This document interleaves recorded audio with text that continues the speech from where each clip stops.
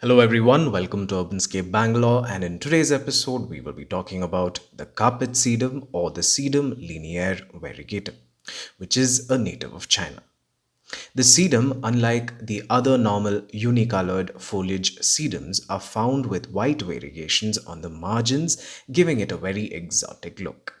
This is aptly called the carpet sedum because this is a great ground cover that grows downwards due to the weight of the leaves and its stems. Sedums are mostly non-toxic to less toxic, but I would still advise you against eating any of your plants. It has tiny blooms of different colors during spring.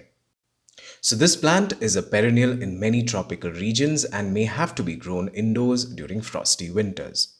So let us look at some growing conditions this plant relishes. Sunlight. This plant likes full sun to partial sunlight, but in a place like India, I would suggest you to give this plant indirect sun during summers when it is too hot, unbearable even for you. I've kept mine under part shade but in a very bright location. If you are growing this indoors, then set it in a well-lit southwest window and water only when the soil dries. Overwatering will kill the plant. Now let us look at soil.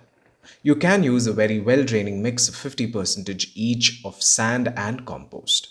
This plant can immediately root up if you just leave a cutting like this on the soil. This is a very vigorous sedum compared to some other fussy ones.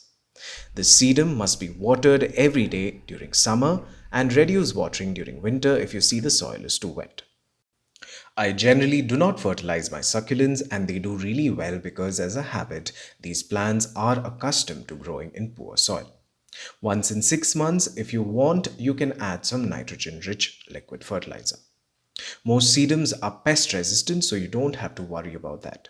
But the plant can become leggy and look awful if you give it less sunlight. So grow this in a hanging basket or as a ground cover, and this plant will turn heads in your garden with just its leaves. So with this, we've come to the end of yet another episode of Urbanscape Bangalore. And if you like this particular episode, then please do not forget to like, share and subscribe.